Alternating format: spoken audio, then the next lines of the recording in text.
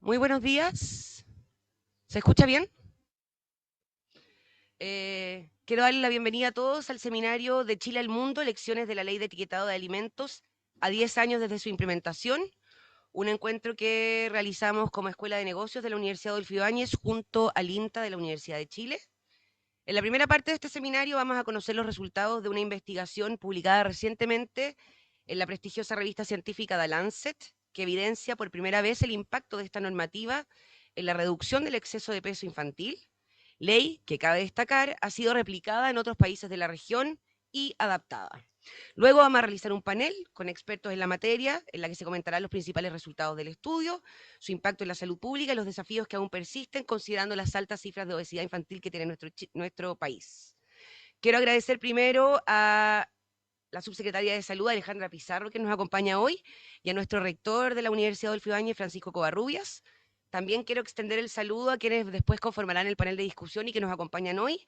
Jaime Mañalich, exministro de Salud e investigador principal de CLAPES UC. Guido Girardi, impulsor de la Ley de Etiquetado de Alimentos y vicepresidente ejecutivo de Fundación Encuentros del Futuro. Y a Daniela Godoy, Official Chief Principal de Políticas de Seguridad Alimentaria y Nutrición de la Oficina Regional de la FAO para América Latina y el Caribe. Y por supuesto, a nuestros académicos de la Escuela de Negocios que impulsaron este destacado estudio, Guillermo Paraje y Nieves Valdés, junto a Camila Corbalán, académica e investigadora del INTA de la Universidad de Chile. Me gustaría partir dándole la bienvenida a nuestro rector, que nos va a dar unas palabras de bienvenida. Muy bienvenidos todos.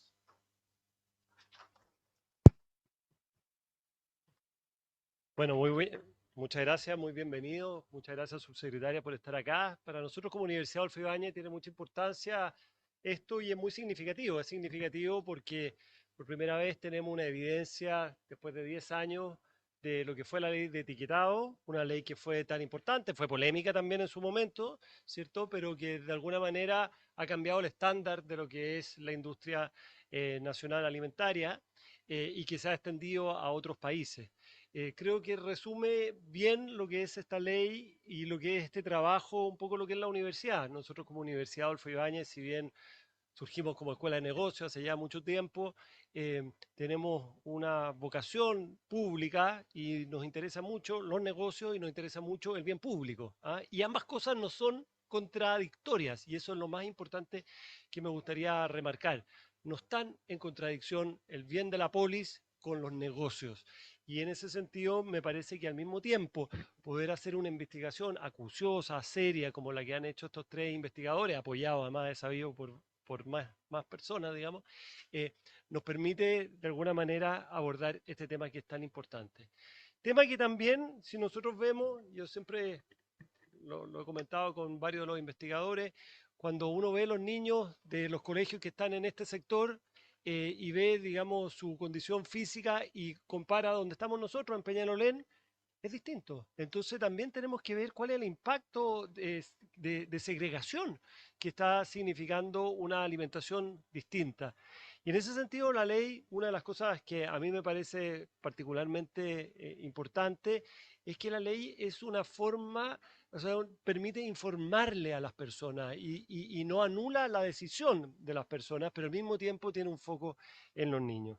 Creo que la investigación que ha sido publicada en la prestigiosa revista The Lancet, ¿cierto? Y que ha sido ya muy citada por los distintos medios, creo que nos muestra cómo esta ley ha disminuido, que es lo más importante, que es lo que se buscaba, la probabilidad de sobrepeso y obesidad de los niños chilenos. Pero creo que es un buen momento para hacer un alto, hacer una, digamos, reflexión para ver cuál es la etapa que tiene que venir hacia adelante, porque creo que basta ver, digamos, la realidad para darnos cuenta que no ha sido suficiente.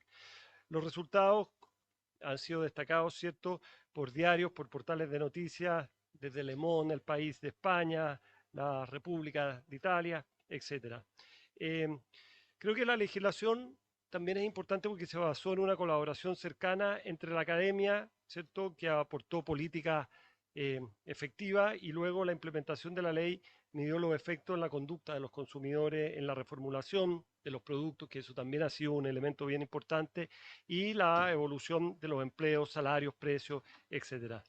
Estos resultados sin duda han servido para que los principales fundamentos de la ley adoptados se encuentran siendo considerados por distintos países. A 10 años de la implementación de esta ley, nos corresponde hoy día, primero, resaltar sus logros.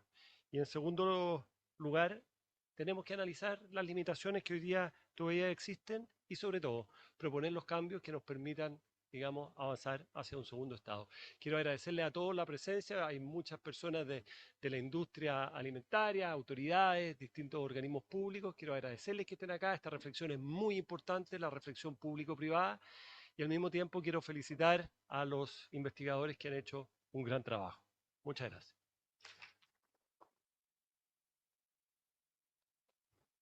Muchas gracias, rector. Ahora quiero cederle la palabra a la subsecretaria de Salud, Alejandra Pizarro, quien también nos va a dar unas palabras de bienvenida.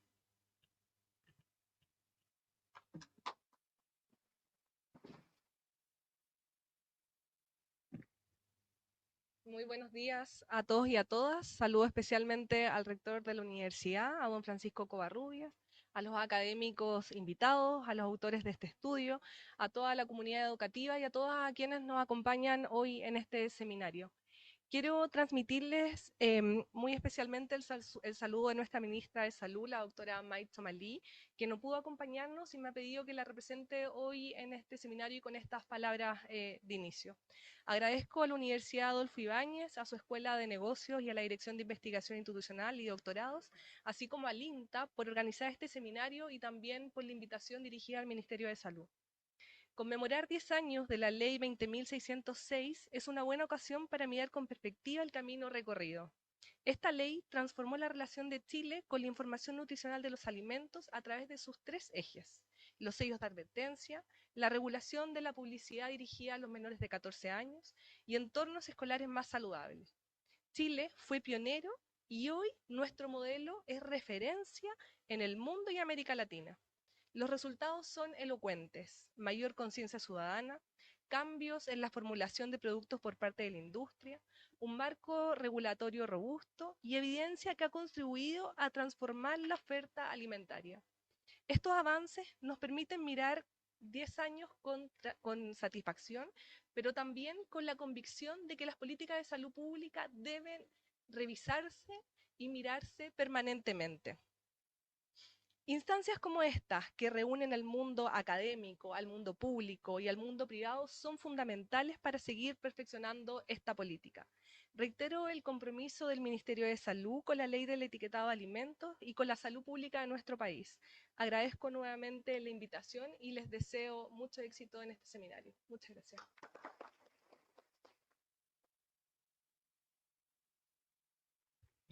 Muchas gracias por acompañarnos hoy, subsecretaria. Ahora quiero dejar con ustedes a la doctora Camila Corbalán, del INTA de la Universidad de Chile, y a los economistas, académicos e investigadores de la Escuela de Negocios de la UAI, Guillermo Paraje y Nieves Valdés, que presentarán la evidencia acumulada en diferentes dimensiones sobre la efectividad de la ley de etiquetados en Chile. Adelante.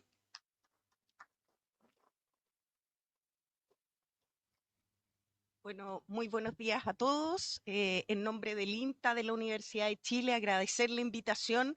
Nosotros estamos también muy contentos de estar aquí hoy. Efectivamente, estos son los espacios donde se construyen las políticas públicas que resultan exitosas y que podemos exportar y mostrar al resto del mundo. Y ojalá que después del debate que tengamos aquí podamos seguir co-construyendo lo que viene para nuestro país y para la población. Así que yo tengo hoy día la tarea fácil, que es simplemente dar el contexto en el cual ocurrió esta ley de etiquetado y contarles muy brevemente los resultados que llevan al estudio que hoy día Nieves y Guillermo van a mostrar en mucho más detalle y que han sido recientemente publicados en una revista de gran impacto en términos de salud pública y alimentación. lo dijeron muy bien el rector, la subsecretaria. Hoy día tenemos un problema que es de gran magnitud. Durante mucho tiempo habíamos pensado que tenemos que cambiar las conductas de las personas. Por supuesto, al final del día, los que decidimos qué comer, qué actividad física hacer, somos cada uno de nosotros. Sin embargo, hoy día la evidencia muestra muy claramente que para poder hacer esos cambios tenemos que facilitar el ambiente. Este es un dibujo. Ya no vemos el dibujo, había un dibujo que se realizó en alguna de las discusiones que hubo previo a la implementación de esta ley. La hizo Ricardo Guawi, que es el académico que empujó muy fuertemente la generación de políticas que modificaran los entornos. ¿Qué ha hecho nuestra ley particularmente destacable desde un punto de vista académico? Es el hecho que combina acciones. No es solo hacer una cosa, no es solo informar, es también aparejado con informar, restringir la exposición de publicidad de esos productos que sabemos que están enfermando particularmente a niños y niñas, y a su vez unir esas acciones con lo que está ocurriendo en los ambientes escolares. Entonces, generar ambientes en las escuelas, en los jardines infantiles, que protejan. Y eso, aunque parece bastante hoy día básico, hace 10 años no lo era tanto, y la verdad es que se volvió transformador en términos de cómo aproximamos hoy día un desafío que no solo tiene Chile, sino que tiene todo el mundo. ¿Cuál fue el foco de lo que hacemos acá en Chile? Tuvo un foco centrado en nutrientes que históricamente se habían vinculado con la aparición de las enfermedades que enferman y matan más a los chilenos, a las chilenas y nuevamente a todo el resto del mundo. Esa es la energía, el sodio, las grasas saturadas, las azúcares. ¿Qué es lo que hemos visto a lo largo de estos 10 años? La primera buena noticia es que esta ley se aprueba y se implementa. Y eso es hoy día algo muy importante de recalcar. En muchos países hacemos esfuerzos, pasamos leyes y no las mantenemos, no las sostenemos. En Chile lo que nosotros vemos es que efectivamente esta ley se implementó bien. Vemos que hubo una distribución del uso de los sellos en los alimentos dependiendo de sus niveles de contenidos de nutrientes.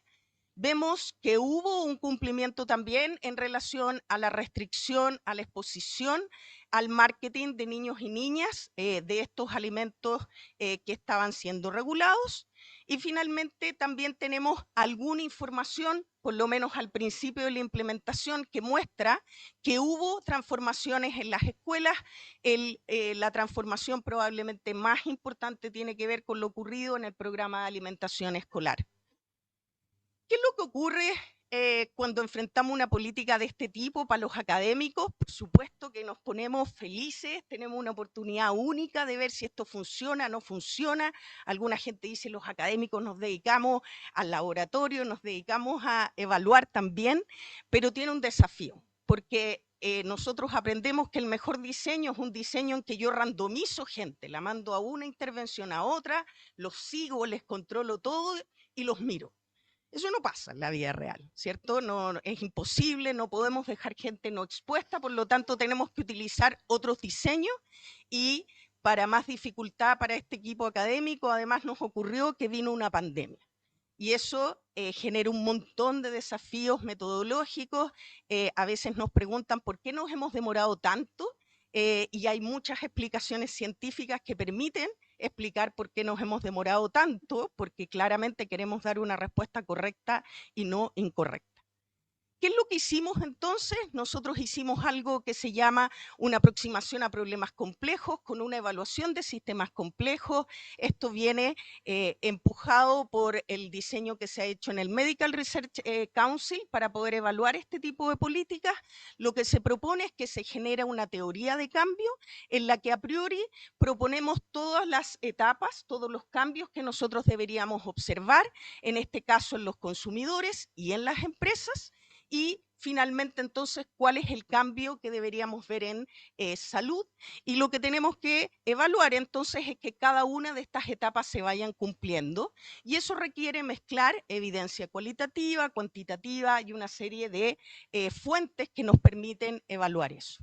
Entonces, muy rápidamente, para saber cómo llegamos hasta aquí, lo que un equipo transdisciplinario de académicos de diferentes universidades del país ha estado haciendo es chequeando cada una de estas etapas gracias a la colaboración con Junaev, con el Ministerio de Salud, pero también con la Sociedad de Supermercados de Alimentos, con una serie de industrias que han contribuido en proveer datos para poder evaluar esto de forma correcta. Y muy rápidamente, entonces, lo que nosotros hemos mostrado es que el etiquetado se entiende, se ve, se comprende. Vemos que el etiquetado en una segunda etapa informa a los consumidores, les entrega nueva información, eso es lo que uno esperaría.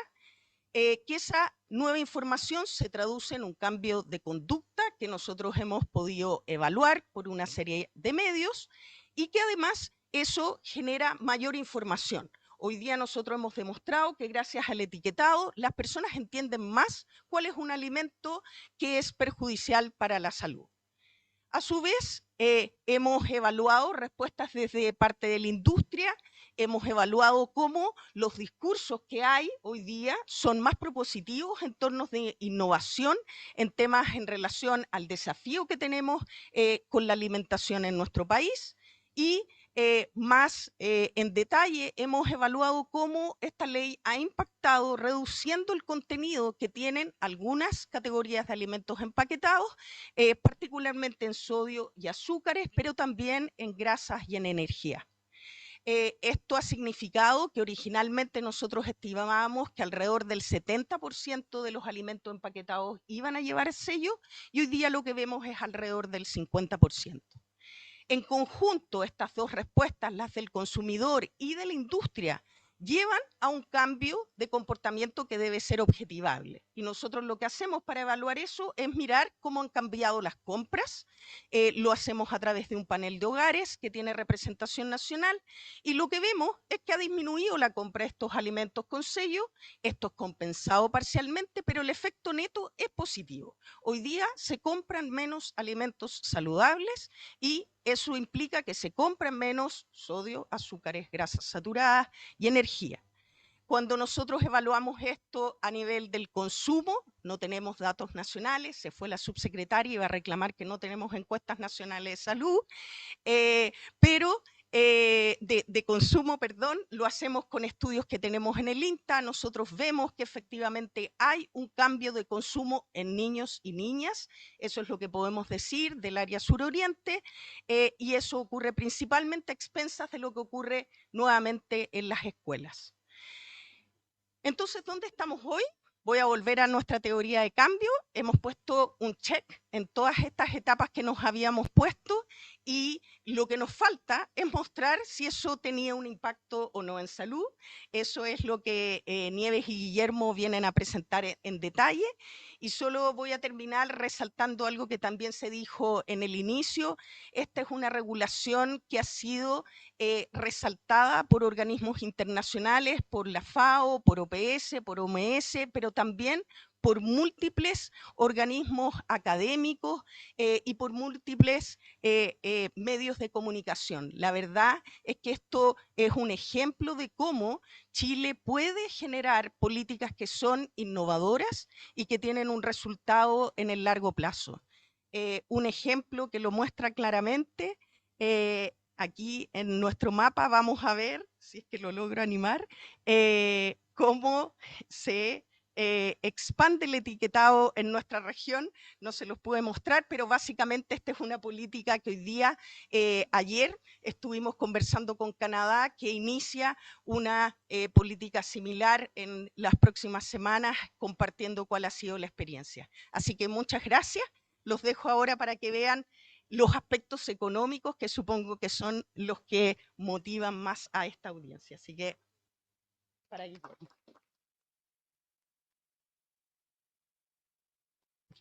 Bueno, muchas gracias.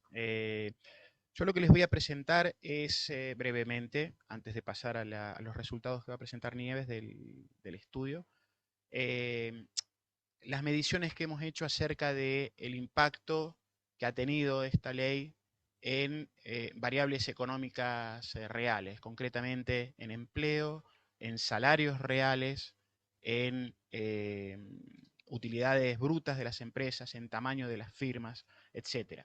Una de las preocupaciones que había durante la discusión de la ley y una de los argumentos que daba la industria alimenticia de alimentos y bebida era básicamente que esta ley iba a tener un impacto negativo sobre la sostenibilidad de las empresas, afectando el empleo y a las personas que trabajaran en ese sector, que es un sector bastante grande, por cierto, de la economía, y que en definitiva eso iba a dañar a la economía.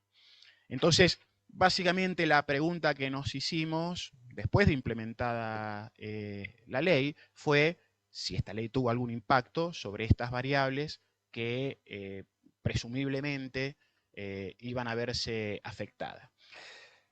Lo que hicimos básicamente es trabajar con datos del Banco Central. El Banco Central recibe datos del Servicio de Impuestos Internos de todas las empresas registradas en Chile, datos justamente sobre número de empleados, salario en cada una de las empresas, utilidades de las empresas, tamaño de las firmas, etcétera. Trabajamos con esta base de datos y lo que hicimos es ver cómo evolucionaba el empleo antes de la ley, compararlo con industrias que no fueron afectadas por la ley, servicio público, servicios personales, etcétera, y después ver cómo siguió evolucionando el empleo, el salario, después de esa ley en ambos grupos, es decir, en el grupo tratado, el grupo que presumiblemente fue afectado por la ley, y el grupo de control, que son estos sectores que no estaban afectados por la ley. Y básicamente lo que vimos fue que no había ningún tipo de cambio en ninguno de los dos grupos. El grupo que no era afectado por la ley siguió comportándose siguiendo su movimiento económico determinado por otras razones, y el grupo afectado por la ley, es decir, las industrias de alimentos y bebidas, básicamente también siguieron comportándose de la misma manera. Entonces, no hubo, en términos de empleo, un cambio en ambos grupos. Y esto básicamente muestra el efecto después de la primera fase de la ley, después de la segunda fase de la ley. Acá hubo un cambio de medición. Este grupo, el grupo azul, es el grupo tratado de las industrias que sufrieron de alguna manera la ley de etiquetado. El grupo rojo es el grupo de control. Cuando controlamos por este cambio, que fue un cambio solamente en los registros, vemos que ninguno de los dos grupos se comportó de manera diferente en ninguna de las etapas de la ley. Lo mismo con los salarios reales. Esto tiene lógica en el sentido de que las firmas que fueron afectadas, cuyos productos algunos de los productos fueron afectados por el etiquetado, básicamente producían también, en muchos casos, los sustitutos de los productos afectados. Pensemos en bebidas azucaradas. Las firmas que producen bebidas azucaradas son las que producen agua embotellada y bebidas edulcoradas que no fueron afectadas por la ley. Entonces, no tiene a priori sentido económico el hecho de que una ley como esta, por ejemplo, le afecte el empleo. Pasó lo mismo con el salario, no hubo cambio, dado que no se afecta el empleo, no hay razones tampoco para que se afecte el salario, al menos por motivos de esta ley.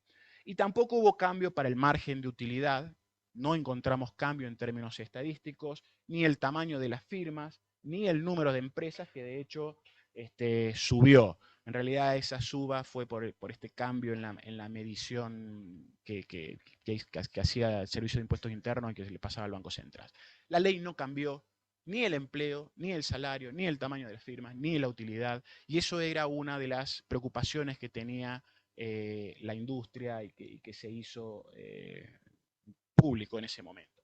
Todo esto está publicado en revistas científicas con revisión de pares, está disponible, obviamente, son todos los artículos estos son gratis, uno los puede bajar. La segunda preocupación tenía que ver con los precios. ¿Qué pasó con los precios? El argumento era si las empresas reformulan, eso va a incrementar los costos. Entonces lo que hicimos fue trabajar con un panel de hogares que mencionaba Camila, en donde se medían las cantidades compradas por los hogares, las características de los hogares socioeconómicas, los precios a los que se compraban antes de la ley y después de la ley.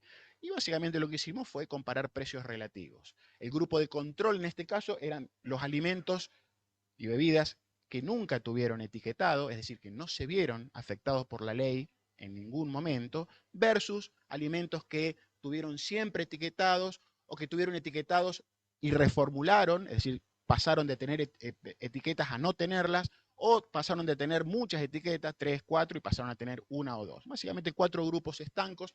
De nuevo, lo que vimos es que no hay cambio, no hubo cambios en los precios relativos. ¿Sí? Entonces, la reformulación, si tuvo costos, no se vio en los precios. Si uno mira los índices de inflación de esos momentos, justamente del componente de alimentos y bebidas, la verdad que tampoco se ven cambios. Este ejercicio lo que hizo fue, de alguna manera, poner la lupa más en el sector y tratar de ver con mayor precisión si hubieron cambios, en dónde estuvieron. No encontramos nada, ¿sí? Entonces, la ley no tuvo cambios ni en el empleo, ni en los salarios, y tampoco tuvo cambios en los precios. La industria se ajustó, la industria reformuló, y si subieron sus costos, no los trasladaron a precios, no hubo tampoco un salto inflacionario diciendo, bueno, aumentaron estos precios y también aumentaron los precios de productos no regulados. La verdad no vimos nada. Y la otra diferencia, o el otro estudio que vimos es, bueno, ¿cómo reaccionaron los hogares? ¿Tuvo efecto en las compras? Camila mencionó algo ya. Lo vimos por nivel socioeconómico. Las compras pasaron, la participación en el presupuesto de los alimentos que tenían sellos, el presupuesto de los hogares pasó del 40 y casi 43% al 33%, es decir, los hogares dejaron de comprar alimentos con sellos. Esto no quiere decir que dejaron de comprar alimentos, uno lo que ve es que se pasaron de un tipo de alimentos a otro, y que esta caída en el presupuesto destinado a alimentos con sellos básicamente no tuvo diferencia por nivel socioeconómico. Los hogares de nivel socioeconómico más alto bajaron el 10%, los de más bajo bajaron el 8,7%, pero no hay diferencias estadísticas en estos grupos. Pareciera ser que los hogares con presupuestos más altos reaccionaron de manera más fuerte o fueron más sensibles a esta ley. Sin embargo, no hay diferencias cuando uno considera la distribución poblacional de estas variables. Entonces, se hicieron estos estudios justamente para ver estos efectos reales y no encontramos nada. Esto es a veces los resultados negativos en los estudios científicos son malos o no son muy bien recibidos. En este caso, básicamente confirmaron lo que nosotros esperábamos a priori, no encontrar nada. No hay razones económicas a priori para esperar que una herramienta como esta tenga efectos sobre las empresas o tenga efectos sobre los precios. Sí lo tuvo sobre la compra de los hogares, que simplemente cambiaron su demanda o la composición de su demanda, y eso se vio reflejado en las empresas. No cayó la demanda de alimentos o la demanda de alimentos y bebidas, simplemente cambió su composición y las mismas empresas se ajustaron a ese cambio en la composición. Esto es lo que quería presentar. Los dejo con Nieves, que va a presentar los resultados del estudio.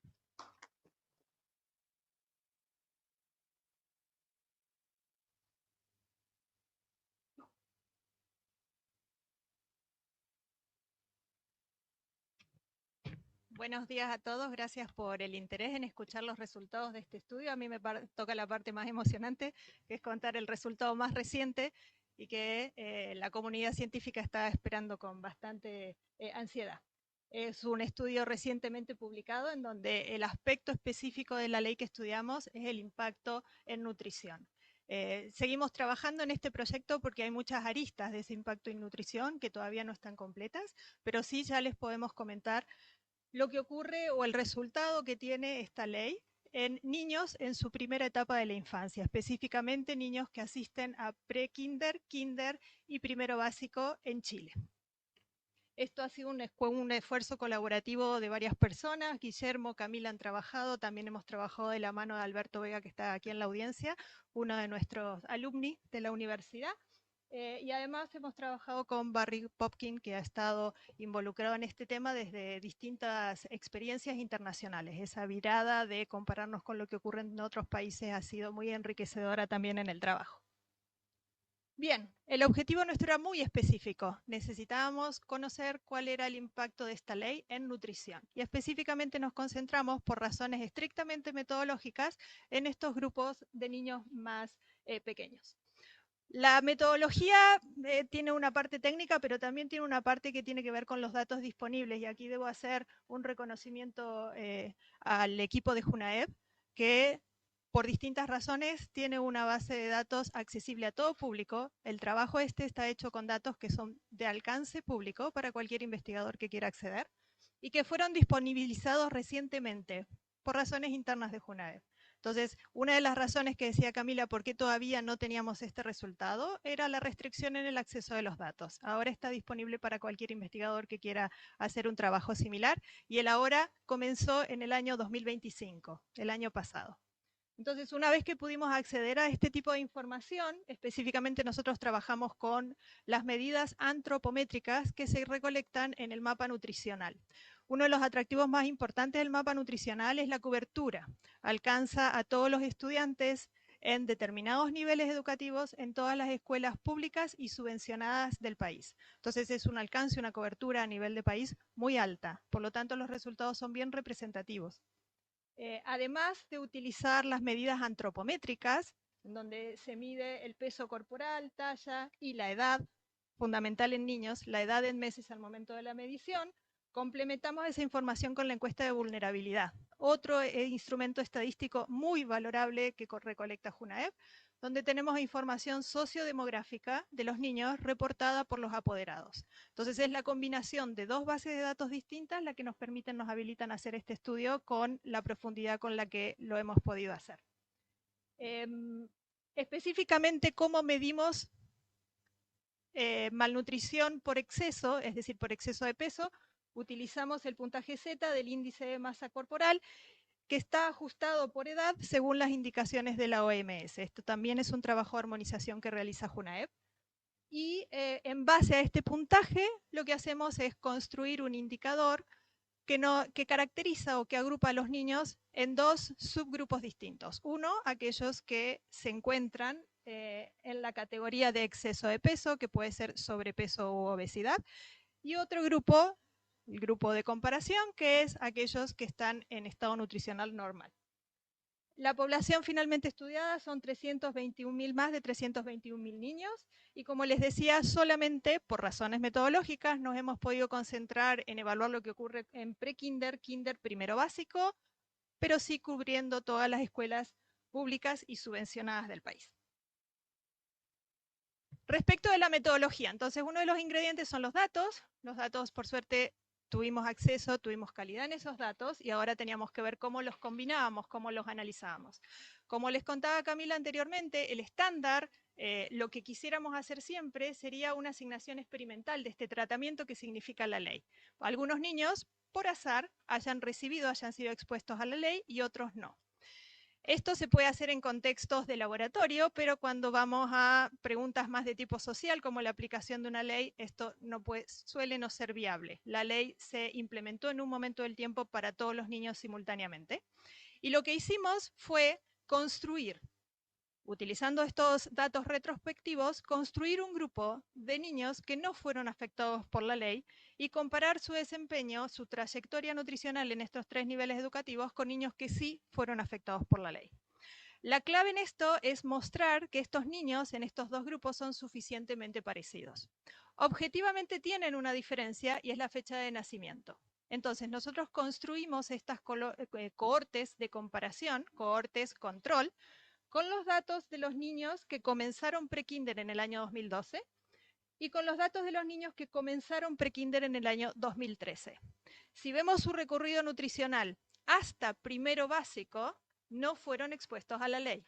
Y ese es el límite metodológico que tenemos. No podemos ir más allá de primer grado, porque luego estos niños sí que fueron expuestos. Entonces nosotros solamente los vamos a observar, solamente vamos a usar su información hasta antes de la exposición a la ley. Ese es el grupo de control. Y vamos a compararlo con aquellos niños que sí fueron expuestos a la ley. Metodológicamente también necesitamos que estos niños que sí fueron expuestos tengan algún periodo de no exposición. Y eso es lo que está tratando de mostrar este diagrama. Consideramos que tenemos dos cohortes definidas por el momento en que comienzan prekinder, de niños tratados, los que comenzaron prekinder en el año 2014 y aquellos que comenzaron prekinder en el año 2015. Ambos grupos no fueron expuestos a la ley en distintos niveles educativos y luego sí que fueron alcanzados por la ley. Entonces, en la comparación de las cohortes que están pintadas en negra, que son nuestro grupo de control, con las cohortes que están pintadas en colores, rojo y amarillo o verdecito, obtenemos el resultado de la ley. Si vemos cuáles son las tendencias, porque lo fundamental en este estudio es que necesitábamos información longitudinal, ver a lo largo del tiempo qué ocurría con el estado nutricional de los niños. Si vemos las tendencias de los mismos grupos, las cohortes negra y azul son las de control, vemos que su tendencia en probabilidad de exceso de peso iba al alza, en el recorrido que va de prekinder, kinder hasta primero básico. Y esto es nada más que un estadístico descriptivo, no se puede inferir causalidad en este gráfico, pero sí que ya hay cierta indicación de que algo ocurrió, porque las cohortes tratadas, que son la color roja y la verde, sí que tienen un cambio en su trayectoria respecto de lo que pasa con las cohortes control. Vemos que hay un incremento de probabilidad de exceso de peso entre prekinder y kinder, pero luego una caída. Y esto es una diferencia entre lo que ocurre en aquellas cohortes que no fueron expuestas durante estos 3 años escolares a la ley y las cohortes que sí fueron expuestas. Ahora esto lo tenemos que cuantificar de forma correcta, por lo tanto hacemos un modelo econométrico y finalmente llegamos a este resultado numérico. En este gráfico nosotros lo que hacemos es comparar con un proceso de estimación cuál es la probabilidad estimada de exceso de peso para cada una de estas cohortes. La cohorte negra, o el grupo de cohortes negras en este caso, son nuestras cohortes de control.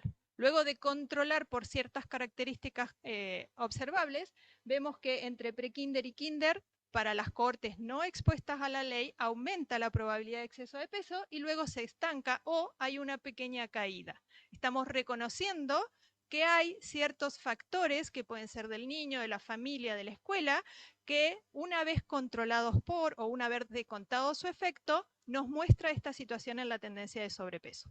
Y luego comparamos ese recorrido o esa tendencia estimada con el recorrido o tendencia estimada para aquellas cohortes que sí fueron expuestas.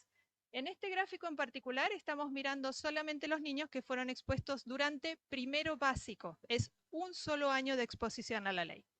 Y lo que ocurre es que nuevamente vemos el incremento de prekinder a kinder y, fundamental para nuestra metodología, ese incremento es muy similar al incremento de las cohortes control. Eso valida nuestra metodología.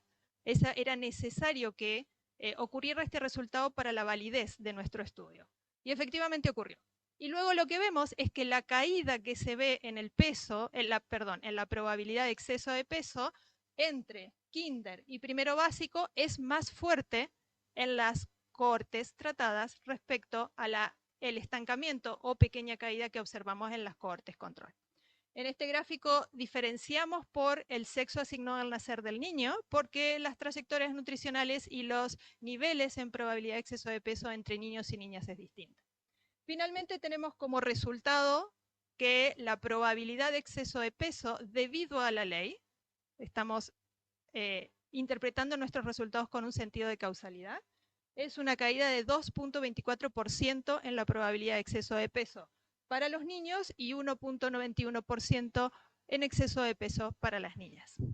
Hicimos un análisis similar para las cohortes 2015 que fueron expuestos durante kinder y primero básico En este caso hay algunas limitaciones metodológicas. Si se fijan, la primera parte del gráfico cambió. No tenemos ese paralelismo, esa trayectoria similar entre prekinder y kinder, y esto es esperable porque realmente estos niños ya están tratados entre prekinder y kinder.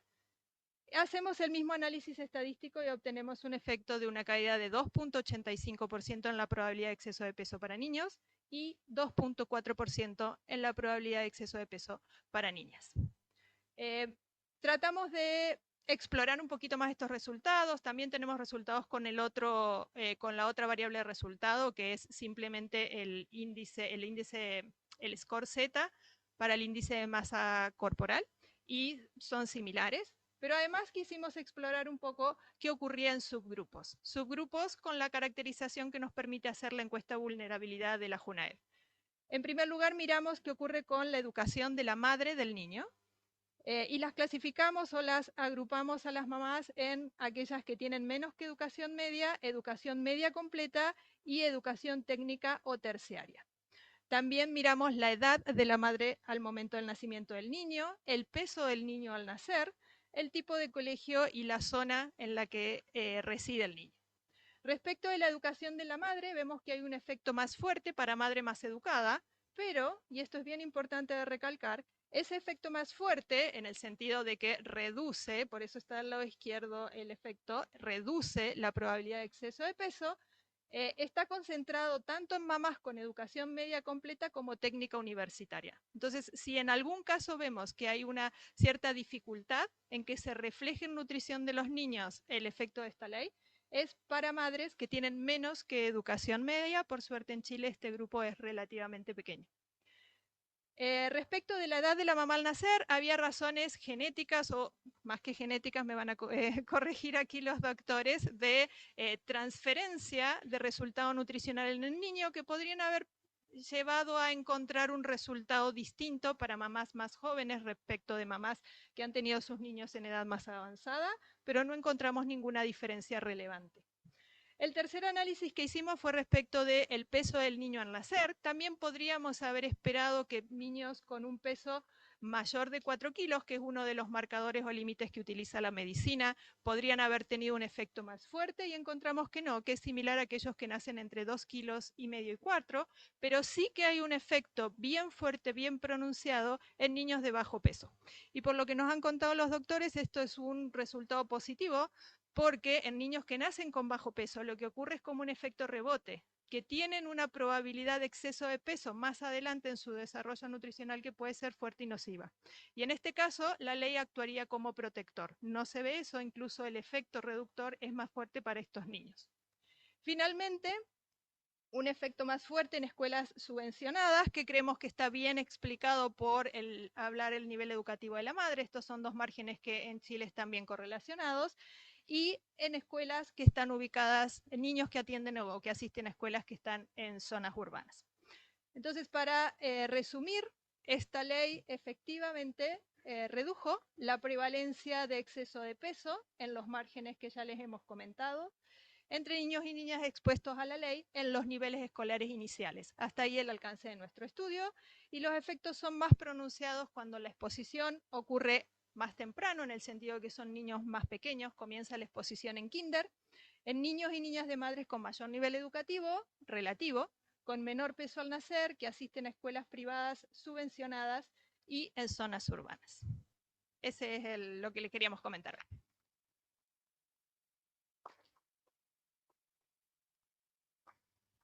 Muchas gracias, Nieves, Camila y Guillermo, por esta presentación. Dejemos que la discusión se extienda, vamos a las lecciones aprendidas, los desafíos, y para eso quiero invitar aquí al panel a Jaime Mañalich, Guido Girardi, Daniela Godoy y a Camila Corbalán, quien será la moderadora de este panel.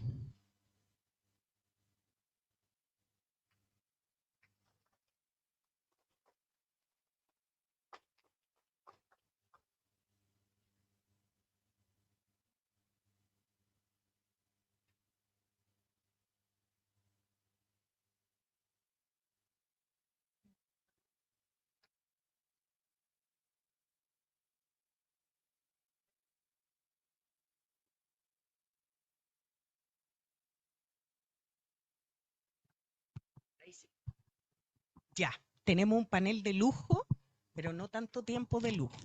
Así que vamos a hacer una combinación de preguntas, pensando un poco a los invitados que han vivido esta ley desde diferentes lugares y posiciones, pero también un poco lo que nos convoca acá es qué viene a continuación y cómo lo hacemos posible. Así que un poco reflexionar de las lecciones aprendidas, de lo que viene, para cómo construimos. Así que vamos a partir aquí con el ex senador que fue el iniciador de esta iniciativa, y me gustaría preguntarle, esta ley es el resultado de muchísimos años de discusión, 10 decimos nosotros en los artículos, con convocatorias de la academia, con conversaciones con diferentes actores. Me gustaría que nos compartiera brevemente cómo fue este proceso, qué implica sentarnos a conversar actores que tenemos intereses muy distintos y cómo eso nos convoca a la política pública que tenemos que seguir haciendo en este espacio. Bueno, primero, gracias por la invitación. Bueno, efectivamente, son desafíos muy importantes que generan cambios culturales, y cuando hay cambios culturales hay mucha resistencia a veces, porque uno prefiere mantener el mundo en que vive, vive mucho la inmediatez, entonces falta mirada estratégica, hay una dimensión de presentismo, particularmente en el mundo de la política. Creo que además hay una falta de contenido intelectual en las discusiones.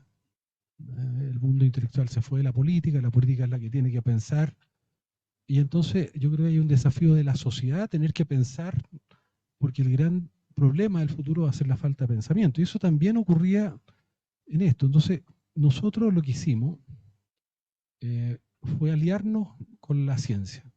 Y yo quiero hacer un homenaje a Ricardo Guawi, que fue mi maestro, mi amigo, que hoy día está enfermo, lamentablemente. Me hubiera encantado que hubiera estado acá, porque con Ricardo en el año 2000 empezamos a denunciar la sal escondida en los productos, el pollo marinado que no estaba rotulado, que tenía 15% de agua, o sea, la gente compra 15% de agua a precio de pollo, el azúcar escondida, bueno, y así denunciamos el zinc en la leche Parmalat, el ciclamato y la sacarina en los jugos Córpora, que fue un desastre en ese tiempo, hasta que en el año 2005 con Ricardo dijimos, bueno, ¿por qué no hacemos una ley? Y fue maravilloso, porque tomando cafés con Ricardo, que era un personaje entusiasmante, de café en café fuimos redactando esta ley, y nosotros queríamos una ley, primero, que rompiera algo que es una falacia y que sigue hoy día. Ahí está Giovanni, que nos tiene que ayudar, que se siguen hablando de enfermedades crónicas no transmisibles, y es una mentira, porque son las más transmisibles de todas, porque se transmiten por la publicidad, son mucho más brutales que los virus, que los hongos, que las bacterias, que tienen ética. Aquí la publicidad no tiene ética, son estudios de neurociencia para hacer que niños, ¿verdad?, consuman alimentos que sabemos que son malos. Entonces nosotros dijimos, tenemos que hacer una ley que corte la cadena de transmisión, tenemos que hacer una ley que la pueda entender un niño, una niña chiquitito, de 4 años, si la entienden, y tenemos que hacer una ley inteligente, es decir, que genere también incentivos para la industria. Y esa fue nuestra reflexión. Esta ley la presentamos en el 2006, o sea, piensen, hace mucho tiempo. Yo creo que fue muy importante para que se aprobara el que yo, no quiero hacer aquí megalómano, pero que yo fuera presidente del Senado, porque me tocó ahí trabajar con Jaime, porque el presidente del Senado, la ley se presenta, pero la caja de cambio de si la ley se va a ver o no va a ver la tiene el Ejecutivo.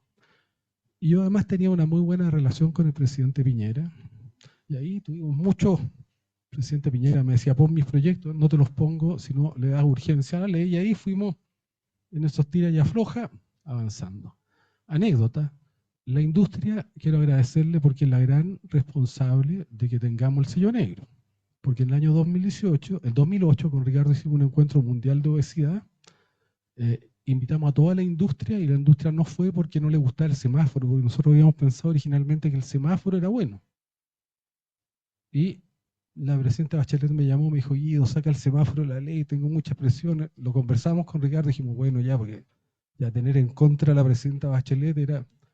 Entonces, cuando se hizo el reglamento, fue por el año 2014, nosotros dijimos, me tocó participar ahí con Ricardo en el reglamento, dijimos, oye, ¿por qué no hacemos focus group y le preguntamos a los niños y niñas?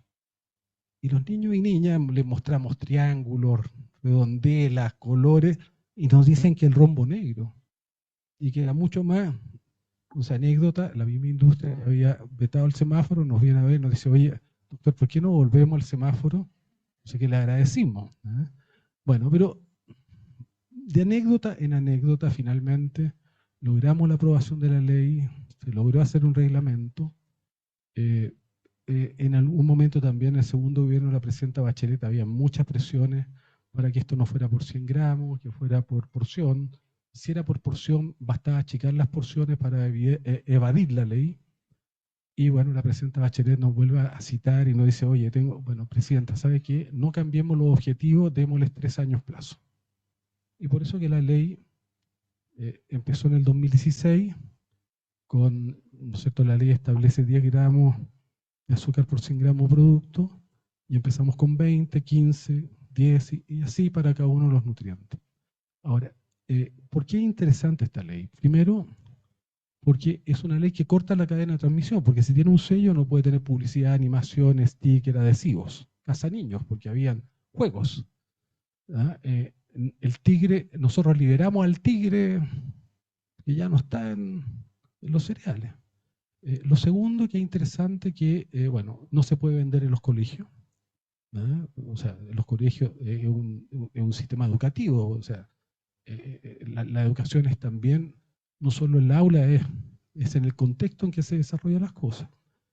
Y no pueden haber compras públicas del Estado. Ahí tuve una pelea muy grande con las becas Junaep, que los chicos compraban comida chatarra. Bueno. Y lo otro, que si se eliminaban los sellos, la industria recuperaba todos sus derechos. Y eso fue muy importante porque generó un cambio en una industria que se reformuló y pasó de ser una industria que promovía alimentos que no eran saludables a una que promovía alimentos saludables.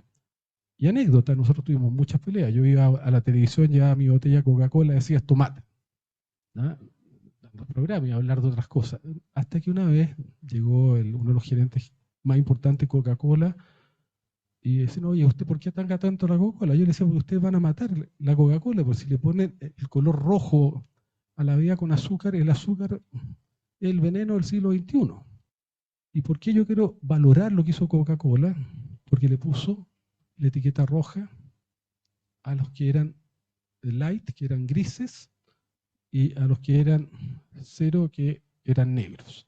Entonces, como la gente aspiracional quería la roja, entonces no compraba las...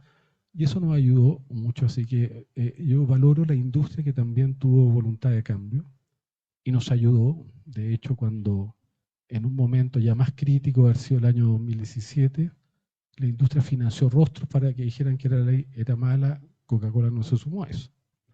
Y lo otro que también hicimos, esto tuvo muchos conflictos. También yo quiero valorar el apoyo que nos ha dado después Nestlé, que también fue parte de esta controversia que logramos después de mucho tiempo. Finalmente nosotros le pedimos a Nestlé que dijera, mire, lo único que nosotros les pedimos para dejar esta guerra y firmar la paz es que ustedes digan que la ley es útil y que ustedes no están en contra. Y así lo hicieron. Bueno, y así hemos venido trabajando. No fue fácil. Piensen que la ley entró en vigencia el año 2019. O sea, la presentamos en el año 2016. Y lo que vamos a vivir es un mundo donde, bueno, nosotros llevamos la ley después con Jaime Delgado, un congresista a Perú, con el Poder del Consumidor a México, con el Instituto de Salud Pública de México, muchas peleas también allá, también en Colombia con agrupaciones de padres, después también en Uruguay, pero ahí el presidente de Uruguay fue muy disponible, de hecho se hizo con reglamento, no con ley en Uruguay porque el presidente la impulsó, en Argentina también muchas veces y también las mismas discusiones. Bueno, fue una historia apasionante, pero yo lo que quiero decir es que inevitablemente la industria se va a tener que reformular, porque finalmente la mayor pandemia que vive la humanidad es la obesidad, mata más que el COVID. La pregunta es por qué no genera la misma preocupación que el COVID, porque es un gran negocio, no solo para la industria que produce alimentos que son dañinos, sino para las farmacéuticas que generan puros paliativos. O sea, tú tienes colesterol alto, yo te doy un paliativo, no te mejoro. Entonces, la humanidad está afectada porque hemos vivido una sociedad envejecida y en el fondo, cuando ya uno llega a los 60 años, el 75% de la población tiene hipertensión, 35% tiene diabetes, casi todos van a tener algún daño neurodegenerativo, Alzheimer, y todo está condicionado por la obesidad o cáncer. Entonces, la humanidad va a estar, nadie va a poder pagar los costos de eso si no hacemos prevención y promoción de la salud. Y lo segundo, que estamos en una era digital, que se terminó el movimiento, ¿no? Los niños ya no juegan, las personas trabajan a distancia, o sea, se nos viene un tsunami. Y lo otro que yo creo que es un tema ético, que esto en la epigenesis, lo que está ocurriendo es que la obesidad es una modificación genética que se va a transmitir a las generaciones futuras. Y eso es un tema ético, porque si tú no te cuidas, vas a no solo comprometer tu vida y que vas a tener mucho más riesgo de cáncer, de infarto, accidente vascular, de Alzheimer, todo eso, pero también se lo va a condicionar a tus nietos, nietas, bisnietos, bisnietos. O sea, yo creo que hay una responsabilidad ética y bueno. Pero después de toda esta vuelta, a mí me parece que bueno que Chile y que la industria chilena hoy día sea líder de tener conductas éticas. Y bueno, y con Jaime ahí yo también quiero agradecerle, porque Jaime peleamos mucho, discutimos mucho, pero finalmente, bueno, logramos que Chile tuviera una política pública y el presidente Piñera, hubo un veto a la ley, al final el presidente Piñera estuvo muy disponible a arreglar eso. O sea, yo también quiero decir que esto fue un proceso colectivo, porque para aprobar la ley también tuvimos votos de la UDI, o sea, Gonzalo Uriarte, que fue presidente de Chile, ahora está de embajador en Argentina, votó a favor de la ley, por ejemplo. Ganamos por poquito, pero ganamos, logramos esto y creo que es un gran aporte. Ahora, esto por sí solo no va a resolver el problema. O sea, creo que es una condición necesaria, pero no suficiente. Un instrumento no va a resolver el problema, necesitamos hacer mucho más cosas y qué bueno que Chile esté exportando este modelo al mundo. Y yo estoy muy agradecido, nosotros recibimos un premio, le doné el premio al INTA, así que no lo he agradecido nunca. ¿No? Era dinero, era dinero. Y bueno, pero yo creo que es una gran experiencia y una gran experiencia de colaboración y una gran experiencia de unir la ciencia con la política y una gran experiencia de construir proyecto país a partir de juntar desde el centro, izquierda y derecha en un proyecto común. Y la ley sí logró hacerse fue justamente porque logramos esa alianza. Muchas gracias. Creo que esto da muy buen pie para la pregunta al segundo invitado. Y voy a poner, solo para apoyar el comentario final del ex senador, un artículo que salió publicado hace un par de semanas en el American Journal of Public Health, justamente con información representativa en Estados Unidos, muestra que independiente del partido político, si uno es demócrata, se declara republicano, no importa, hay una alta soporte a medidas que promuevan alimentación saludable. Ha sido un artículo muy, muy comentado en el área de nosotros, porque efectivamente está demostrando que la población hoy día tiene, independiente de su origen o su preferencia política, un interés muy relevante en mejorar la alimentación y la salud de la población, especialmente niños y niñas. Pero al gobierno le toca ejecutar estas medidas. Lo decía el senador, se proponen cosas, uno llega al gobierno, usted tiene esa experiencia de tener que pasar esas medidas en el contexto de un ministerio, de llegar a alianzas, de proponer acuerdos. Nos pasa en muchos temas controversiales, alimentación, tabaco, en salud en general. ¿Cuáles son los aprendizajes? ¿Cómo avanzamos? ¿Cómo seguimos? ¿Cómo se construyen esas alianzas? ¿Cómo navegamos esto desde los gobiernos? En primer lugar, a mí me parece, lo puse en una columna, que aquí hay una experiencia muy virtuosa de maneras de legislar, de maneras de llegar a acuerdos públicos entre distintos sectores de la política, la ciudadanía, que es bastante virtuoso, insisto, y que uno echa mucho de menos en la forma de hacer leyes o legislar hoy día, o de la discusión pública en general. Mucha conversación directa, muchos cafés, mucho a ver cómo es la cosa, etcétera. La ley que estamos analizando, que fue promulgada el año 2012 por el presidente Piñera, en realidad es un ejemplo, me parece a mí, de una forma de llegar a acuerdos, de legislar, que uno echa de menos, digamos, y que cree que es una buena prescripción, una buena receta para el país. Esta ley se inscribe en el contexto del subgrupo de determinantes comerciales de la salud. Determinantes sociales, determinantes comerciales, que es un tema que se habla cada vez más en el mundo. Y efectivamente, cuando hablamos de determinantes comerciales, y me permito leer al representante de la Organización Mundial de la Salud en Chile, la definición que da la OMS, los determinantes comerciales de salud son las actividades prácticas privadas de entidades comerciales y los sistemas amplios en los que operan, marketing, cabildeo político y las cadenas de suministro que influyen en la salud de las personas, y la redacción de la OMS es un poquito más suave que la anterior, la original, en el sentido que dice que influyen en la salud de las personas de manera positiva o negativa. Y esto quiero destacarlo a propósito de lo que me comentaba Guido antes. A mí en lo personal me ha tocado enfrentarme al dragón de las determinantes comerciales de la salud de distintas maneras. Tabaco, la más dolorosa de todas, evidentemente el etiquetado de los alimentos y lo que estamos hablando en este momento, la droga, que es un determinante comercial fundamental hoy día, que lo miramos así como de lejos, la farmaindustria, que hace, ¿no es cierto?, que la gente se enferme o que la gente consuma medicamentos mucho más caros de lo que deben, generando una situación muy compleja para nuestro país. Y en ese sentido, respecto a la ley de etiquetado de alimentos, efectivamente el trabajo político ahí dentro del gobierno en el que yo participaba y también con actores externos fue extraordinariamente difícil, duro, sobre todo porque queda la sensación de que hecha la ley estamos listos, y en realidad después viene todo el tema del reglamento, que es una tarea titánica y mucho menos visible. Y en ese sentido, insisto, yo creo que aquí hay un aprendizaje muy importante para el futuro de poner foco en estos determinantes comerciales, lo que puede tener mérito para otra conversación, pero no quiero dejar pasar la oportunidad de hacer un comentario muy respetuoso metodológicamente al estudio que hemos analizado en los siguientes sentidos. Primero, como tú decías, ¿no es cierto?, Nieve, ustedes hacen un estudio antes, después, calificando la exposición a la ley cuando aparecen los sellos el año 2016.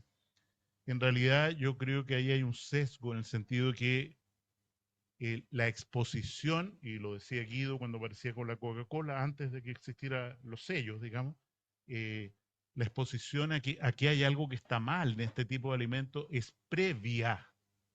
Y en ese sentido se podría hacer una exploración, yo traté de hacerla, sistemática de lo que ocurrió con las ventas, lo que ocurrió con la exposición pública, las múltiples apariciones de Guido, cuánta influencia tenieron, y quisieran que la diferencia antes-después que ustedes señalan, en realidad esto fuera el mínimo, y hubiera un sesgo que hace que, y yo creo que vale la pena preguntárselo, o por lo menos decirlo.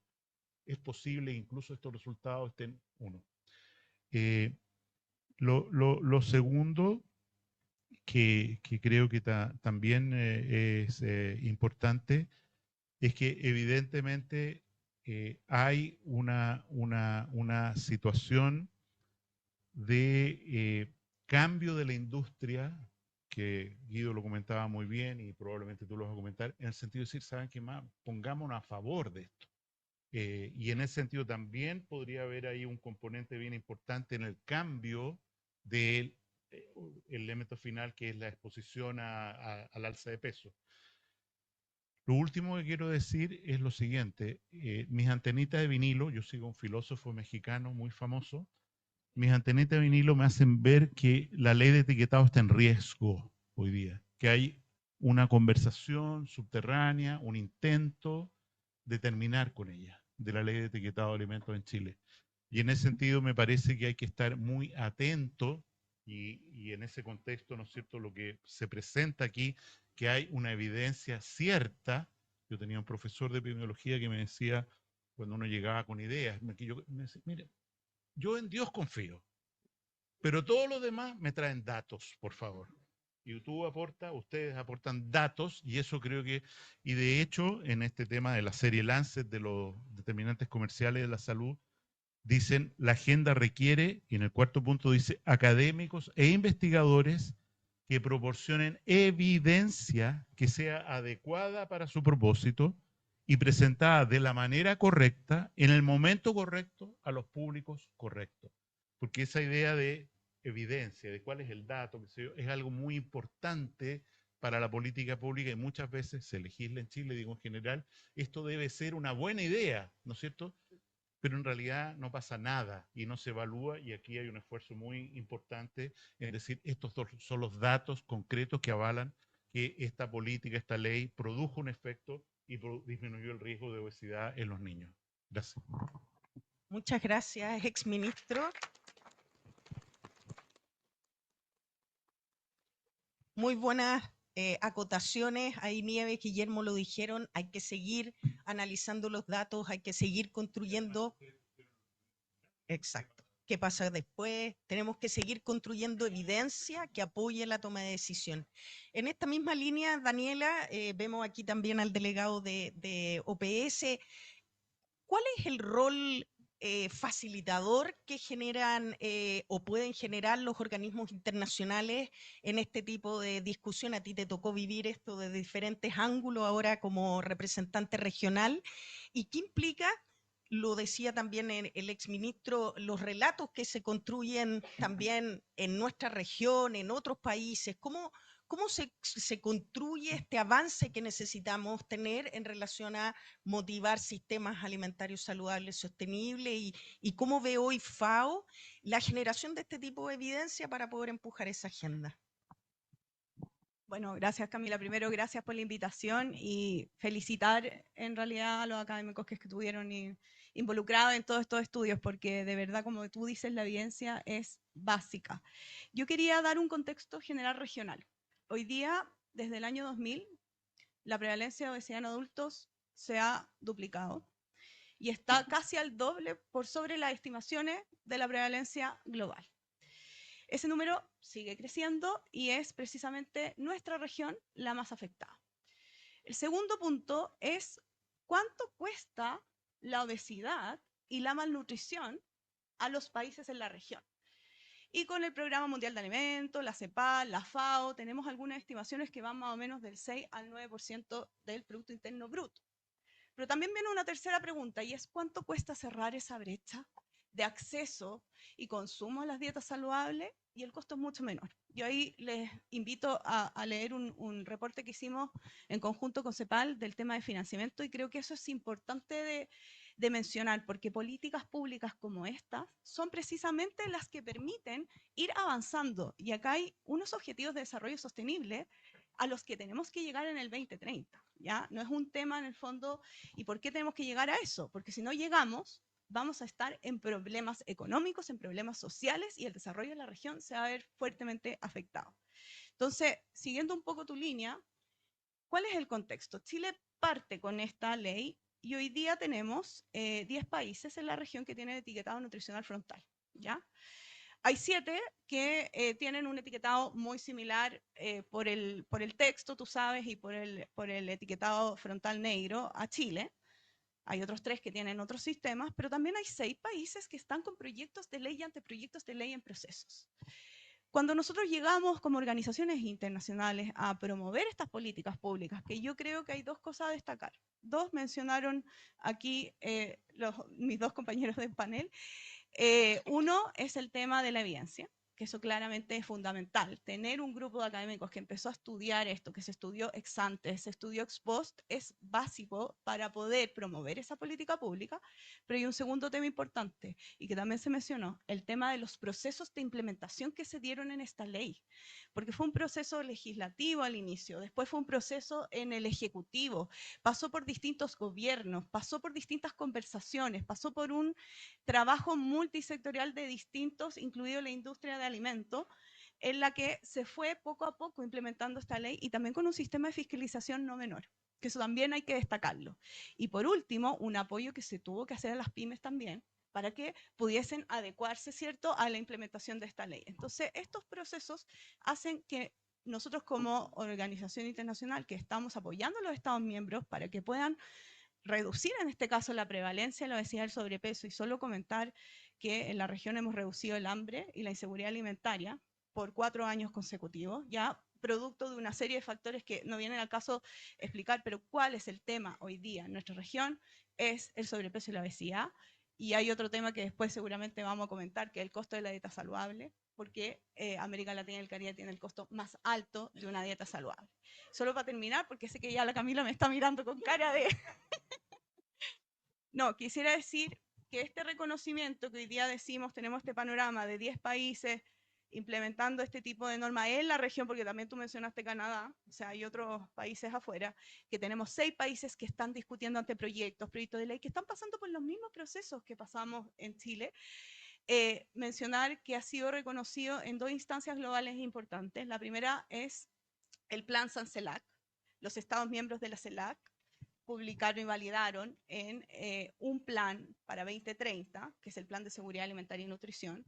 Tiene 4 pilares y hay un pilar que está destinado a recomendar medidas a los Estados miembros que ellos mismos aprobaron para poder avanzar en el acceso y consumo de las dietas saludables, y ahí se recomiendan las 3 medidas que están en la ley en Chile. La medida del etiquetado nutricional frontal de alimentos, la medida asociada a la publicidad y al marketing y la medida de la restricción de la oferta en las escuelas. Y también mencionar que esto ha sido tomado también por la Alianza contra el Hambre y la Pobreza del G20. Entonces, esta ley en Chile, que ha sido innovadora, basada en la evidencia, no solamente se ha extendido a otros países que la están implementando, sino que también está siendo reconocida a nivel global como una medida concreta y central para cambiar consumo de dietas saludables. Después puedo explicar si tenemos más tiempo por qué. Y segundo, como ya se mencionó hoy día, para ir mirando cambios en la disminución de la prevalencia del sobrepeso y la obesidad, que son indicadores centrales para el desarrollo sostenible de nuestros países. Excelente.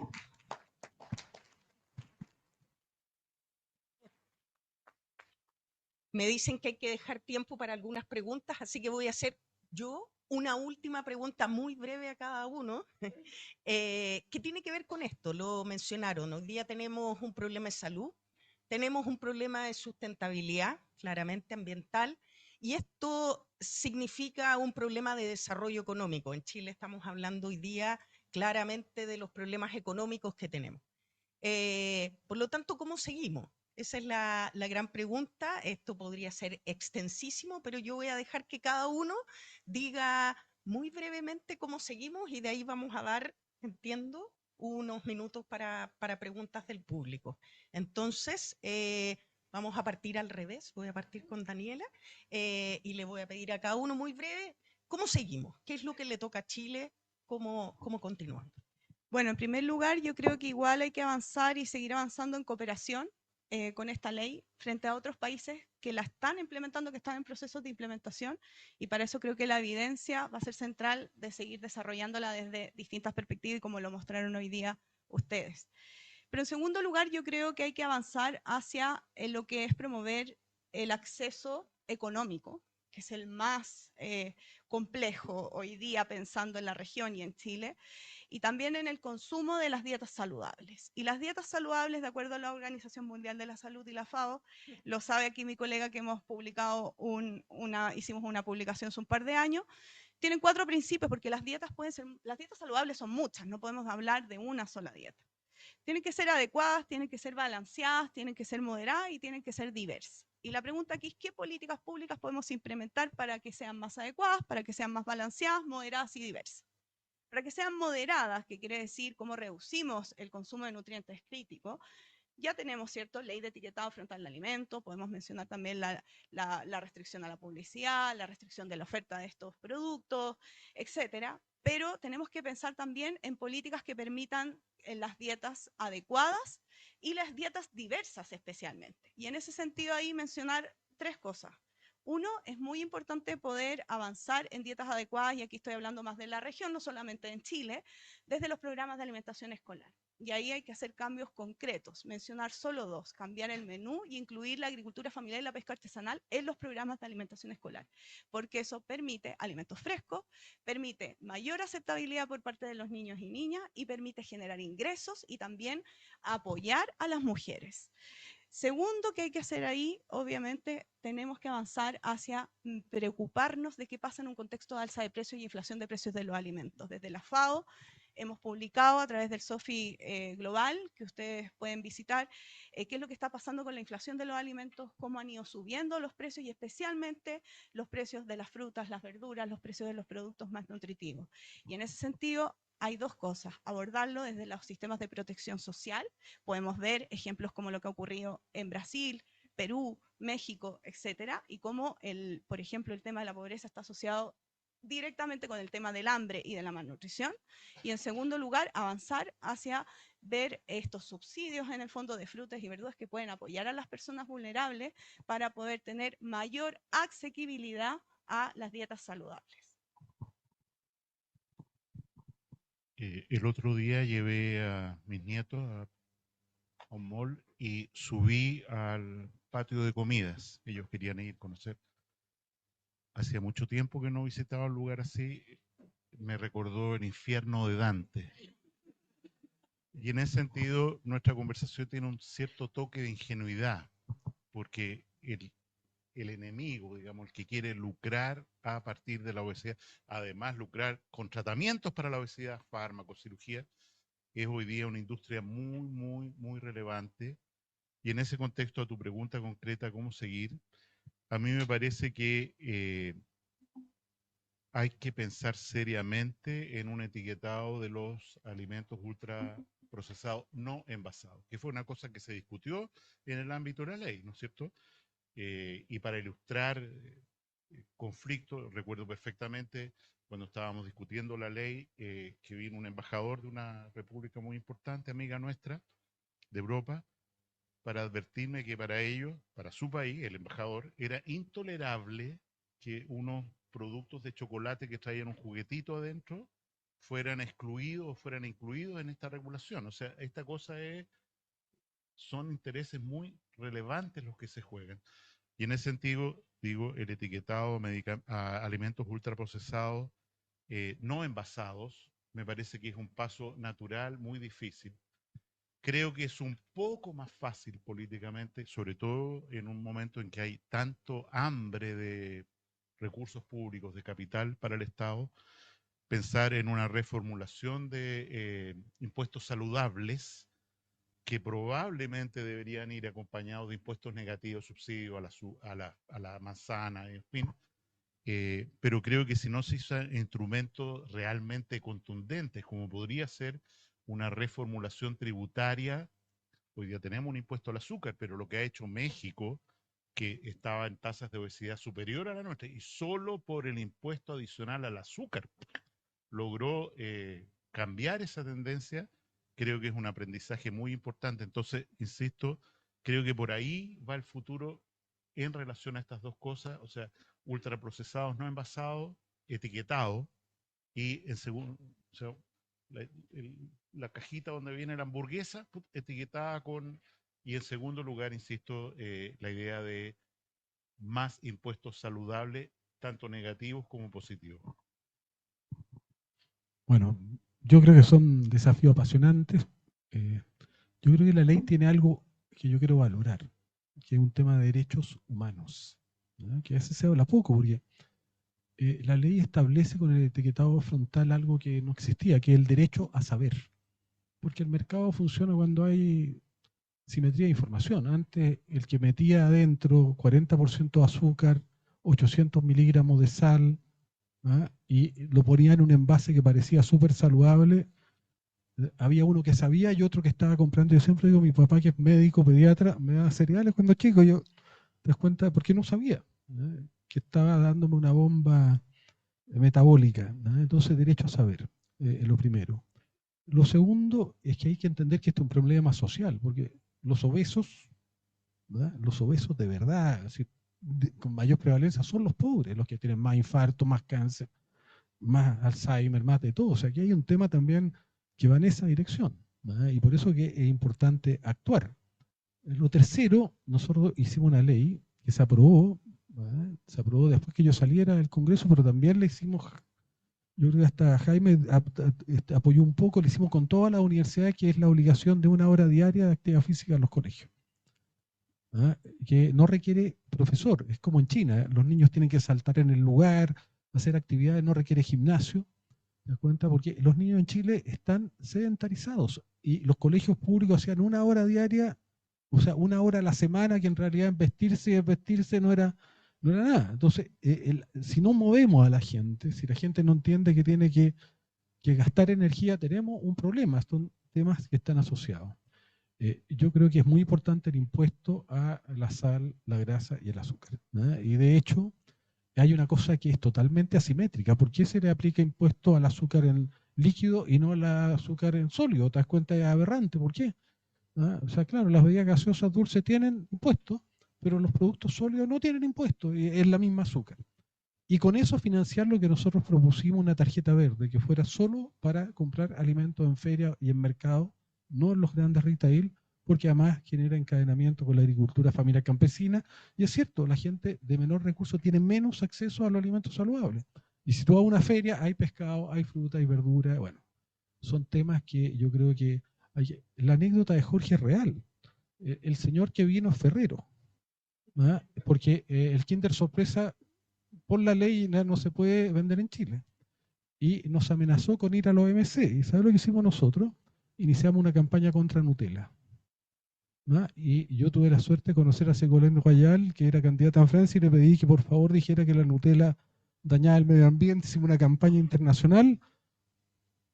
Llegaron y nos dijeron, por favor, terminen con la campaña contra Nutella, no vayan a la OMC. Bueno, muchas cosas así fueron útiles, ¿ven? Entonces, bueno, muchas anécdotas. Ahora, yo creo que hay que hacer. O sea, creo que hay que ir con más fuerza porque se nos viene un tsunami. Piense que vamos a tener en el 2045 7 millones mayores de 60 años, 2 millones y medio mayores de 80, 50.000 mayores de 100, la mayoría de ellos obesos, y con todas las consecuencias de haber sido obeso en la salud. O sea, es un desastre. Pero además pensemos que la población económicamente activa que va a tener que sostener eso va a ser más pequeña y además reemplazada por la inteligencia artificial. Entonces se nos viene un problema que si no lo... O sea, aquí hay un problema ya ni siquiera ideológico, es un problema de pragmatismo y casi de utilitarismo para poder enfrentar estos temas, ¿no? Y yo creo que aquí... finalmente, no importa cuál sea la ideología, si no queremos enfrentar un desastre, vamos a tener que ponernos a trabajar en serio. Ahora, ¿qué es lo que veo yo de Chile y del mundo? Se van a necesitar 50% más de acuerdo a todos los parámetros de alimentos en el 2050. La estimación de nuevos territorios para incorporar, para producir esos alimentos, son 2 veces la superficie de India, que no hay. Entonces, además, la agricultura consume el 80% del agua y genera un aporte muy importante al calentamiento global. De hecho, carne de vaca, 1 kilo, consume 15.000 litros de agua, es responsable del 60% del óxido nitroso, del 30% del metano, 20% del CO2. Además, el óxido nitroso es 300 veces más potente que el CO2. Entonces, ahí vamos a tener, y además, el consumo de carne animal está como un precancerígeno establecido. Entonces, vamos a tener que cambiar nuestro modelo alimentario. Y lo que nosotros diseñamos en Congreso Futuro, nosotros tenemos una iniciativa que se llama Proyecta Chile, que la lideran las universidades. Tenemos 2.000 personas trabajando en proyectos de futuro, o sea, la salud del futuro, la educación del futuro. En este modelo, nosotros decimos, bueno, en estos escenarios, en la alimentación de futuro se va a ir a los mares. Y Chile tiene el mar más productivo del planeta por la corriente Humboldt. Entonces, y tenemos el laboratorio más potente para producir proteínas del mar, que es la acuicultura de salmones. Entonces, hoy día exportamos 1 millón de toneladas de proteína de salmón. Esa actividad tiene que mejorar, puede mejorar mucho, pero nos puede enseñar. Entonces, tenemos 200 académicos que están trabajando en cómo hacer acuicultura especie endémica, propias de Chile, como congrio, corvina, palometa, chorito, etcétera, y de algas. Las algas van a ser el alimento del futuro. Las algas producen omega 3, tienen cantidad de proteínas súper biológicamente interesantes y producen fibra que van a ser muy importantes, pero tienen una característica, que ayudan a la salud del planeta, porque aquí vamos a tener que combinar alimentos que vayan, lo decía Camila hace un rato, que vayan a mejorar la salud humana, pero también la salud del planeta, porque no tienen huella hídrica, porque, por ejemplo, las algas producen la mitad del oxígeno del planeta, deben capturar también la mitad del carbono del planeta. Si tú alimentas a vacas con algas, disminuye su emisión de metano, y tú puedes alimentar a toda la cadena con algas y fundamentalmente a los seres humanos. Entonces, nosotros hemos planteado una meta, que Chile en el 2050 exporte 5 millones de toneladas de proteína, 2 de salmón o 2,5 de salmón, por lo menos 2 de alga y 1 de especie endémica. O sea, si nosotros hacemos eso, vamos a estar generando un negocio, pero colaborando en un problema ético. Alimentar a África, alimentar al planeta con recursos valiosos y además colaborando al cambio climático, que es una amenaza existencial que no podemos. Y lo otro, cuidado con la inteligencia artificial. Porque la inteligencia artificial es cuando nosotros regulamos publicidad, ¿no? O sea, el mundo de la inteligencia artificial, de las redes sociales, tenemos que regularlo.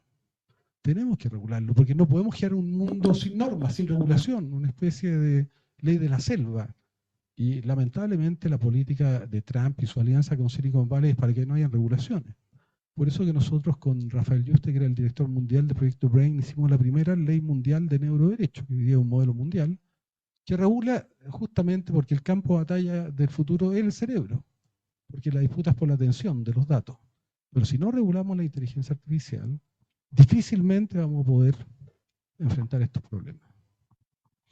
Excelentes reflexiones para los que hacemos academia aquí, un listado de cuáles son nuestros próximos proyectos para poder contribuir con evidencia. Voy a invitar a Nieves ahora y vamos a dar opción de 3 preguntas.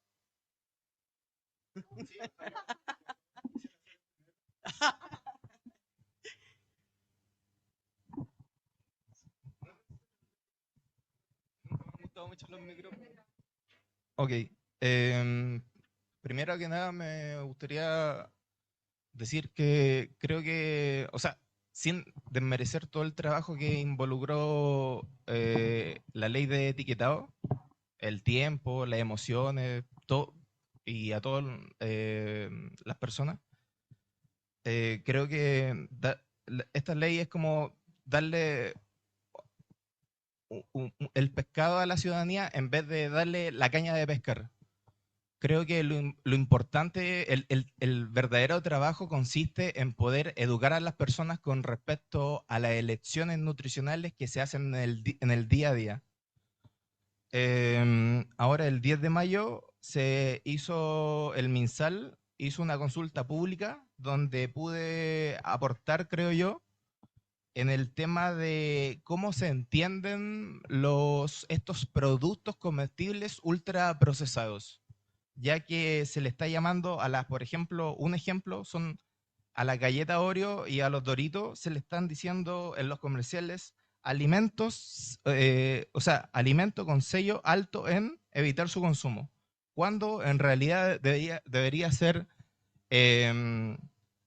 producto comestible ultraprocesado. Esa debería ser la definición correcta, porque un producto que puede estar en un estante 6, 7 meses, o sea, ¿por qué se le debería llamar alimento?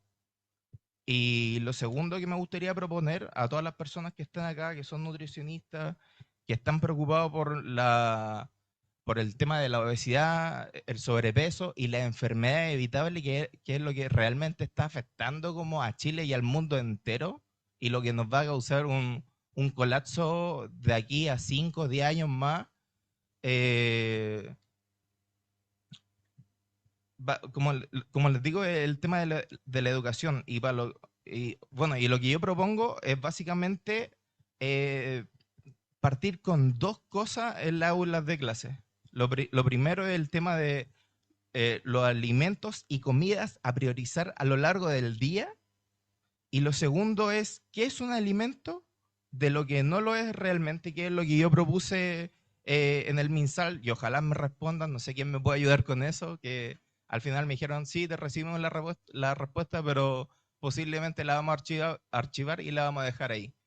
Yo creo que si queremos realmente un avance, eso es lo que realmente deberíamos hacer y en lo que nos deberíamos enfocar, porque el mercado está lleno de productos ultraprocesados y el engaño es tan masivo, es tan difícil para la gente aceptar que, que en realidad hay muy pocas cosas realmente en el supermercado que se pueden comer que también se produce así como un colapso, así como, oye, que realmente, ¿qué comemos? Siempre se produce esa pelea en redes sociales. Quería puntualizar una cosa que dijeron. Discúlpame que te interrumpa, nada más que creo que hay muchas coincidencias en lo que comentas respecto de lo que han comentado los panelistas. Entonces, este espacio quizás es un poquito más si pudieras tener una pregunta concreta pero sí veo que hay muchos puntos de coincidencia en lo que comentas y en lo que han comentado los panelistas y algunos contenidos que ya tiene la ley de la que estamos conversando hoy. Sí, me gustaría saber cómo podemos hacer, o sea, cómo ustedes me podrían ayudar a avanzar en esto que yo que pude presentarle al MinSal, porque como les digo, eso es lo fundamental, separar un alimento de lo que no lo es realmente.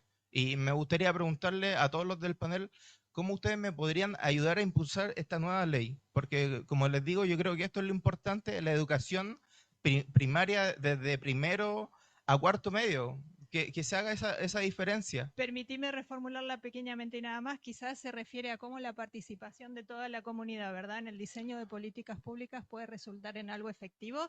Estábamos pensando en recolectar 2 preguntas más, unirla a esta pregunta y nuestros expositores luego nos pueden contestar.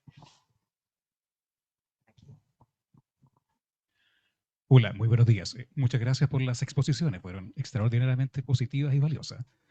Yo quería, bueno, retomando un poco del hilo de lo que planteó nuestro joven amigo acá, plantearle al panel, a los expertos, el hecho de que se comenta que se ha avanzado mucho con la implementación de la ley durante estos 10 años su vigencia, pero al mismo tiempo las tasas de obesidad en Chile, según lo que dice OCDE o lo que dice el Atlas Mundial de Obesidad, siguen aumentando exponencialmente, al punto que en 2030 debiéramos tener 14 millones de chilenos con sobrepeso y de esos 35% en estado de obesidad crítica.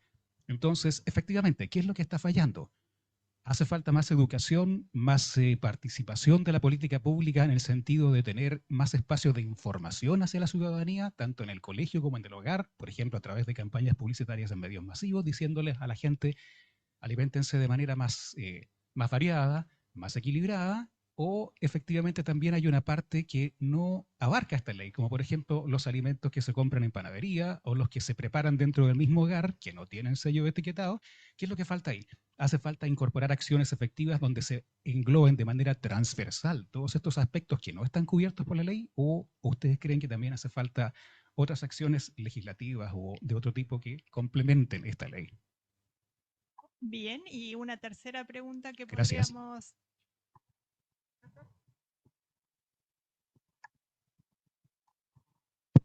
Buenos días, muchas gracias. Más que una pregunta, voy a compartir un comentario de la experiencia. A mí me tocó implementar esta ley desde el punto de vista internacional. Algo lo mencionó el ex senador y el ministro. Esta ley internacionalmente fue muy, muy debatida. Chile tiene el compromiso de notificar a la Organización Mundial de Comercio un reglamento técnico que era precisamente estos sellos. Esto fue inédito en el mundo. Y al momento de notificar este reglamento internacionalmente, efectivamente una gran cantidad de países se opusieron a esta ley. Nos correspondió ir a Ginebra muchas veces con expertos del MinSal a justificar esta política pública. Y ahí agradezco el espacio de la universidad y de la evidencia, porque efectivamente esta mal concepción de que los países al momento de negociar tratados internacionales restringen su capacidad de regular, nada más alejado de la realidad. Y eso quedó demostrado porque había una coalición de 11 países que amenazaron muchas veces en demandar a Chile en la OMC, pero finalmente con este trabajo, con esta flexibilidad con esta cooperación transversal desde distintos gobiernos, fue posible posicionar y prevenir estas demandas internacionalmente.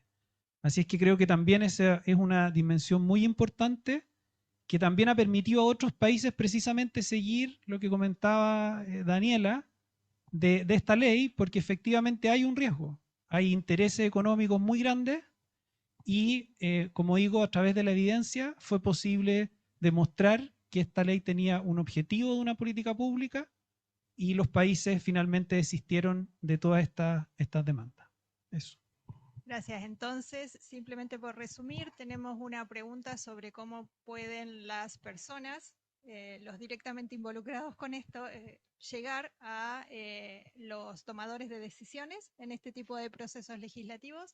También una pregunta de distintos aspectos, distintas multidimensionalidades que tienen estas regulaciones y qué faltaría para completar lo que tenemos actualmente, y finalmente las discusiones más a nivel internacional que pueden impactar en las regulaciones propias de Chile. Ideas que tengan, 1, 2, 3 de las preguntas que quieran abordar. Guido, si quieres empezar. No, mira, yo estoy totalmente de acuerdo con él.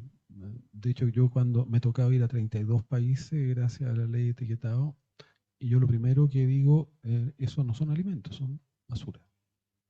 Yo creo que ahí debiéramos, pero es lo mismo a lo que yo decía, todavía la Organización Mundial de la Salud habla de enfermedades crónicas no transmisibles.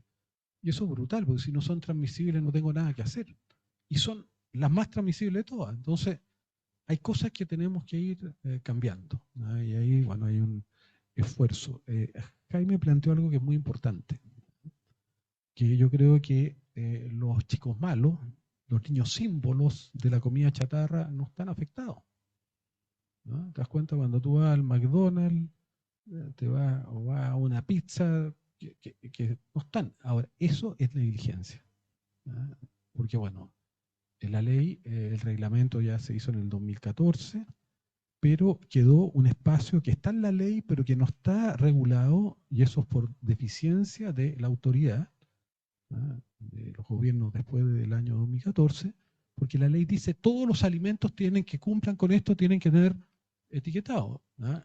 Y, por ejemplo, los alimentos de comida chatarra que se expenden en los locales de comida chatarra, pizza o hamburguesa, etcétera, etcétera, debieran por la ley tener un reglamento. O sea, debieran, pues, si a ti te dan una pizza, en el envase tener el sello, ¿no? Eso es negligencia. No es que no lo considere la ley, no se hizo, se tiene que hacer.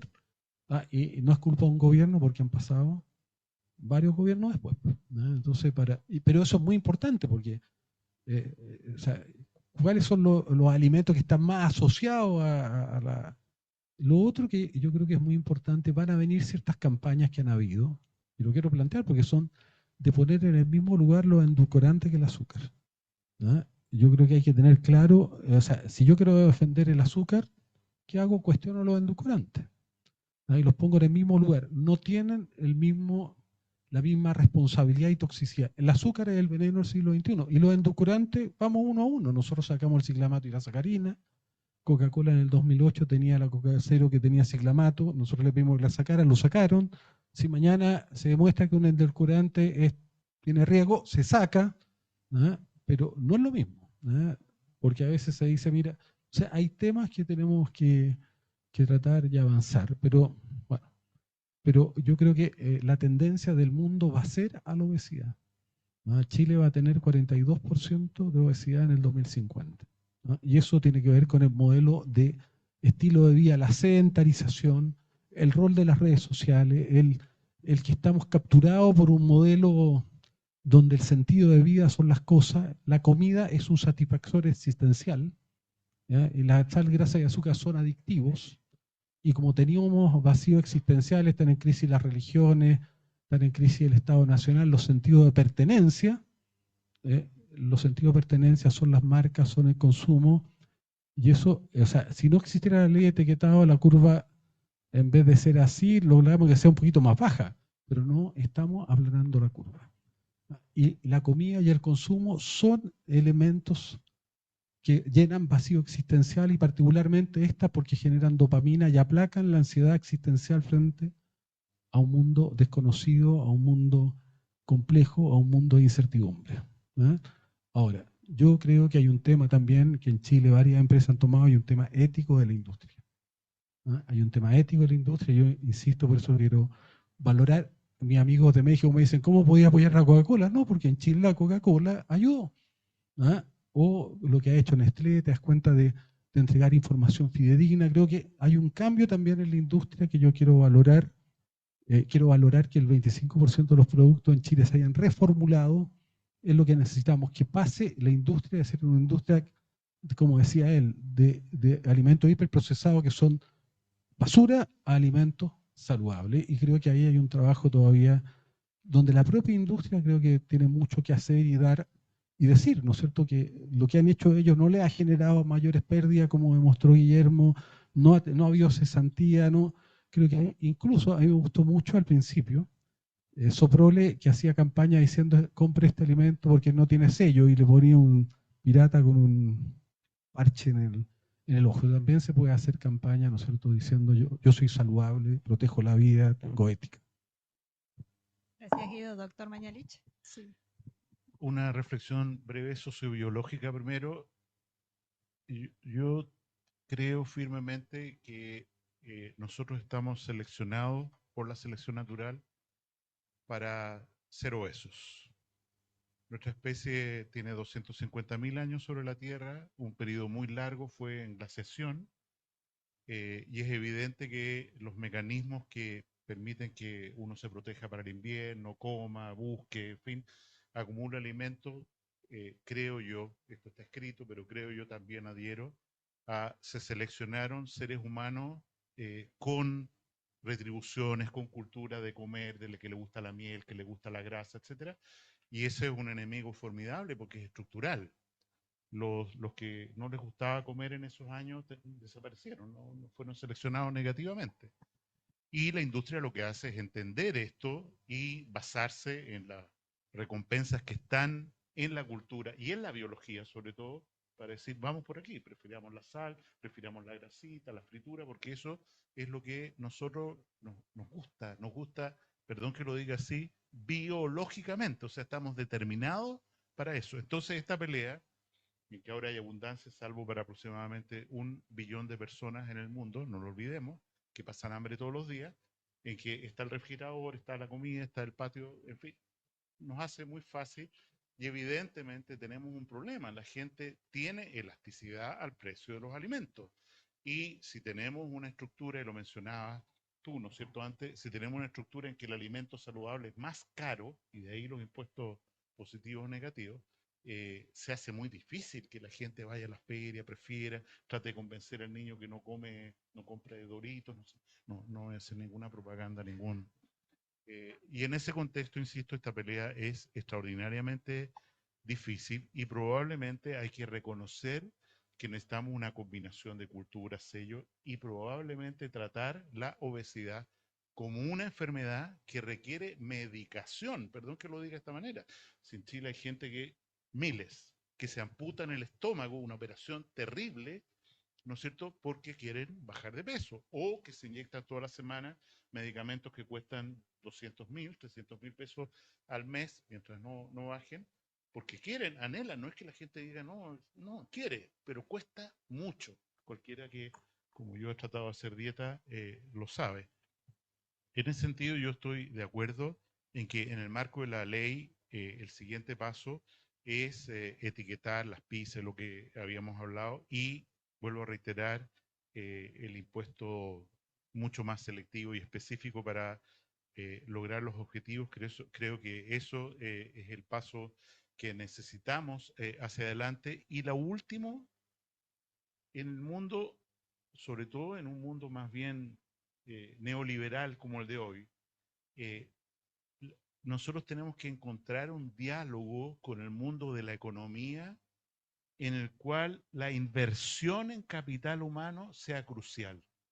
Nosotros ya gastamos el bono demográfico, o sea, hoy día la población pasiva, sobre todo adultos mayores y niños, es mayor que la población activa.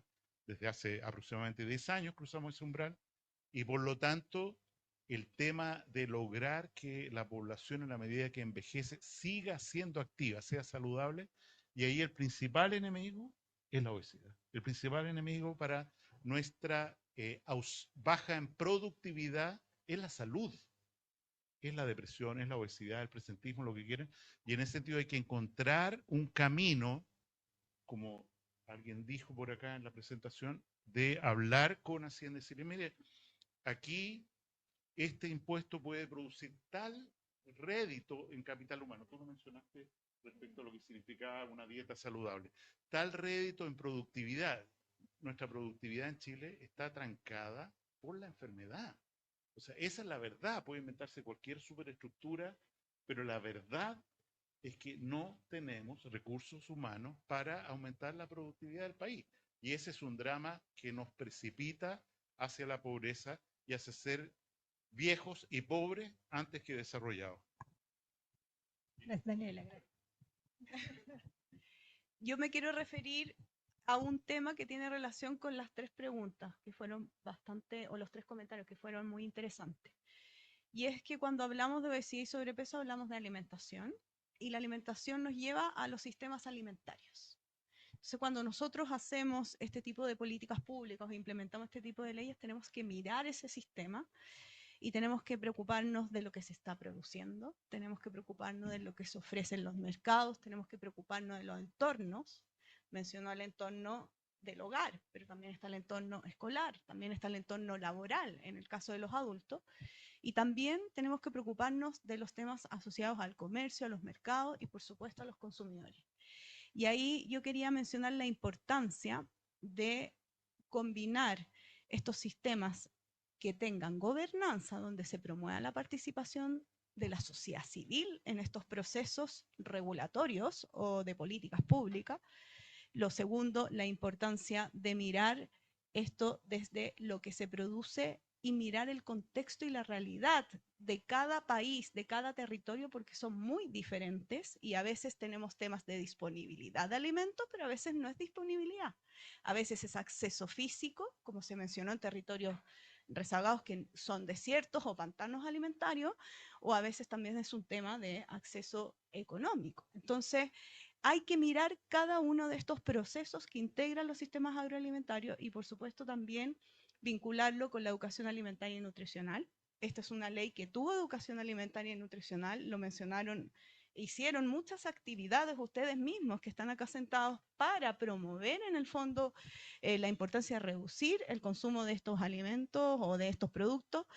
Y también, sin duda, lo que son también las recomendaciones de las guías alimentarias, que yo sé que el Ministerio de Salud trabaja mucho en eso, pero cómo eso, uno, llega a la ciudadanía, cómo pueden comprender mejor, por eso que esta ley es importante porque entrega información clara, precisa y oportuna, pero las guías alimentarias que promueven qué se debe comer, cómo se debe comer, deben también tener esa característica y en segundo lugar también considerar los aspectos socioeconómicos de la población, porque a veces podemos hacer recomendaciones de alimentos que son muy caros y eso obviamente tampoco va a ser una realidad para todas las personas vulnerables. Así que hay que mirar esto con un enfoque de sistema alimentario y no olvidarse del impacto social fuerte que tiene también. Eso. Muchas gracias a los tres. Denise, cerramos el evento. Nada más, agradecerles la participación a todos. Ha sido una conversación muy agradable, creo, y salimos sabiendo más de lo que sabíamos antes de comenzar. Gracias.